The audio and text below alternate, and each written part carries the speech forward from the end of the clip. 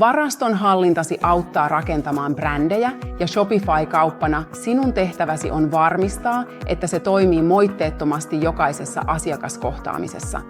Siksi Notify Me on olemassa. Se mahdollistaa älykkäämmän varastonhallinnan, joka johtaa sekä lyhyen aikavälin myyntiin että pitkäaikaiseen asiakasuskollisuuteen.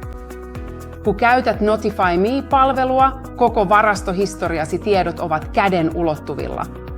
Ja koska Notify Me on yhtenäinen alusta, voit hyödyntää tietoja luodaksesi saumattomia asiakaskokemuksia kaikille tuotteillesi varastotilanteesta riippumatta.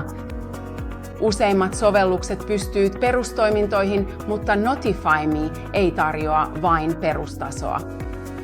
Notify Me toimii apunasi ja tarjoaa laajamittaista optimointia. Autamme sinua myymään vähissä olevia tuotteita, ennustamaan kysyntää ennakkotilausten avulla sekä keräämään liidejä, kun varastosi loppuu.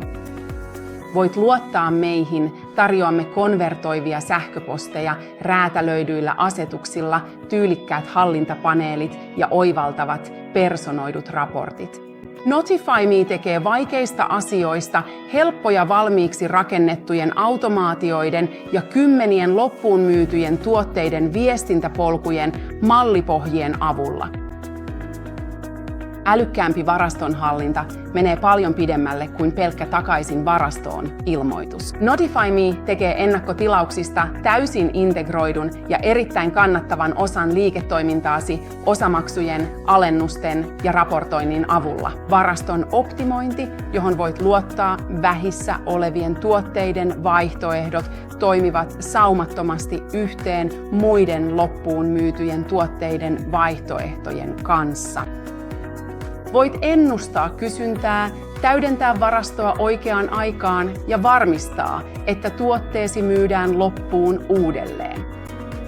Notify Me auttaa sinua keräämään tietoa asiakassegmenttien rikastamiseksi ja luomaan korkean arvon viestintäpolkuja, koska asiakkaiden ja varaston tiedot ovat yhdessä Notify Me-palvelussa.